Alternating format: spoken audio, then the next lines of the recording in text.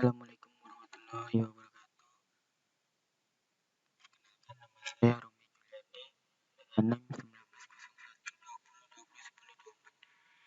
sini saya akan menjelaskan sedikit tentang modulasi dan frekuensi divisi multideplexing.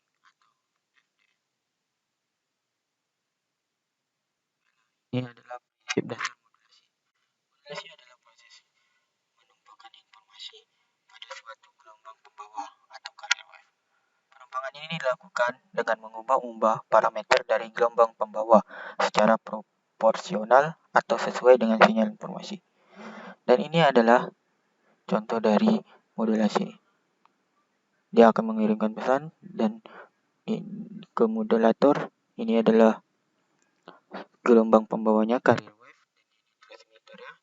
Ketika itu ini adalah transmisi channel dan ini adalah modulasi pembawa gelombangnya, dan kemudian akan ke demulator dan pesannya pun akan terdeteksi.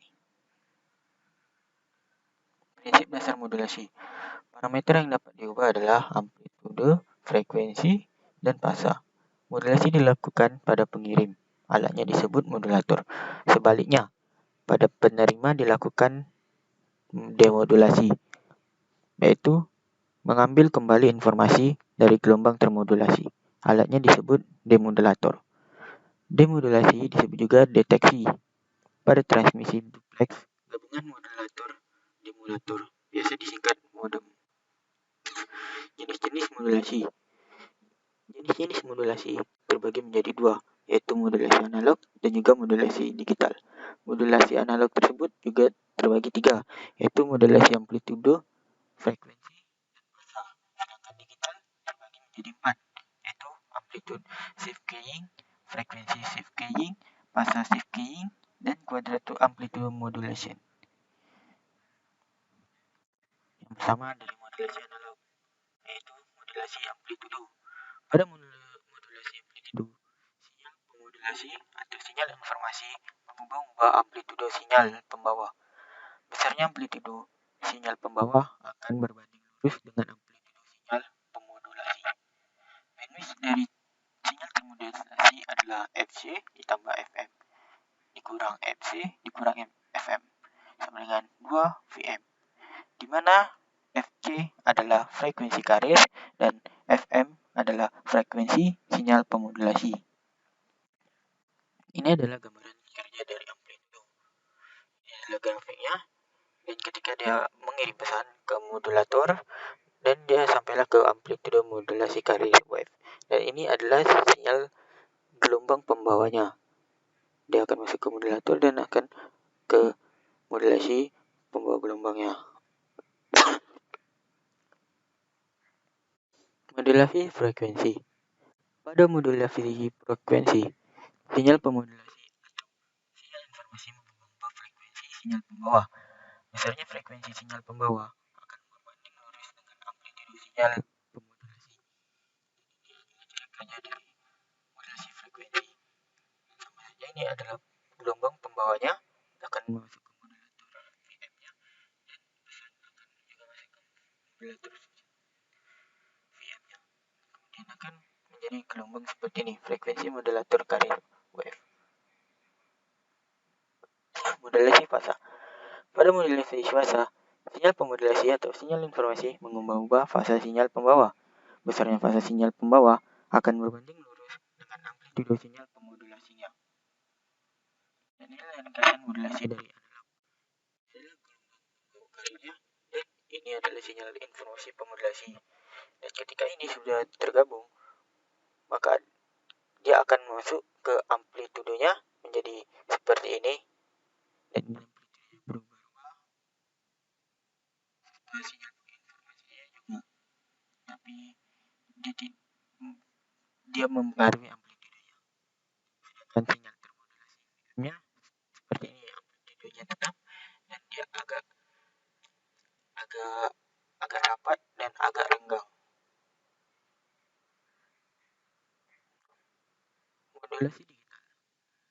Modulasi sinyal digital dengan gelombang pembawa analog akan meningkatkan sinyal tunai rasio atau SNR. Jika dibandingkan dengan modulasi analog, modulasi gelombang pembawa sinyal digital merupakan pergeseran kunci.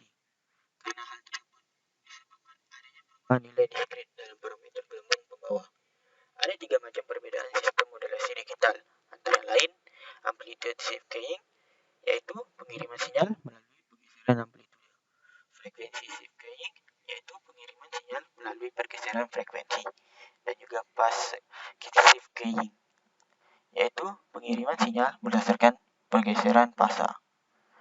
Ini adalah ringkasan modulasi digital, dan ini adalah ASK. Ketika sinyal gelombangnya ini berjalan di satu, maka amplitude shift keying-nya akan berjalan seperti ini. Dan juga ketika 0, sebenarnya ketika di frekuensi shift keying, dia ketika di biner kodenya 1, maka dia akan rapat. Nah, ketika biner kodenya 0, maka dia akan renggang. Nah, dan juga fasa. Fasa ini dia sama saja. Mau dia 1 dan 0, maka dia akan renggang juga. Multiplexing. Multiplexing adalah teknik menggabungkan beberapa sinyal untuk dikirimkan secara bersamaan pada suatu kanal transmisi. Di mana perangkat yang melakukan multiplexing disebut multiplexer, atau disebut juga dengan istilah transceiver atau MUX. Dan untuk di sisi penerima, gabungan sinyal-sinyal itu akan kembali dipisahkan sesuai dengan tujuan masing-masing. Proses ini disebut dengan demultiplexing. Receiver atau perangkat yang melakukan demultiplexing disebut dengan demultiplexer, atau disebut juga dengan istilah demux. Nah, yang selanjutnya frekuensi division multiplexing. Yang sebelumnya tadi itu mengenai multiplexing. FDM adalah teknik menggabungkan banyak saluran input menjadi sebuah saluran output berdasarkan frekuensi.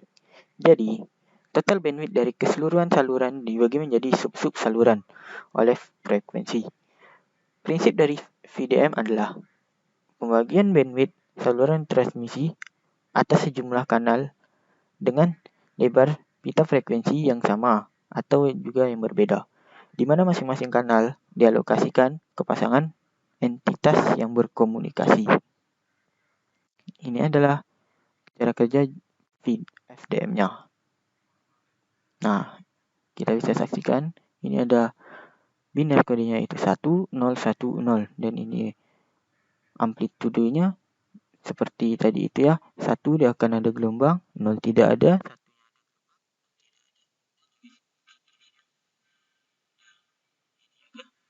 Amplitude modulasinya itu dia 0 1 0 1 0 1 1 0. Maka ya ada yang renggang, ada yang tidak. Nah, ini adalah ketika sudah di filter. Nah, contoh pengaplikasian dari FDM yaitu pada jaringan telepon analog dan jaringan satelit analog. Itu ide dasar digunakan dalam teknologi saluran pelanggan digital yang dikenal dengan modem ADSL atau Asymmetric Digital Subscriber Loop. Frekuensi division, kelebihan dan juga kekurangannya. Kelebihan dari FDM yaitu tidak sensitif terhadap perlambatan atau perkembangan keterlambatan. Maksudnya adalah ketika ada sinyal yang lambat, maka perkembangannya itu tidak akan mempengaruhi terhadap gelombang pembawa sinyal FDM tersebut.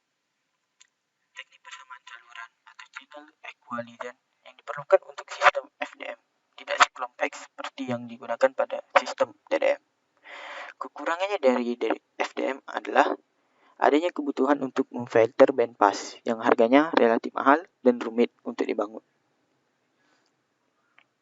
Penggunaan filter tersebut biasanya digunakan dalam transmitter dan receiver. Yang kedua kekurangannya adalah penguat tenaga.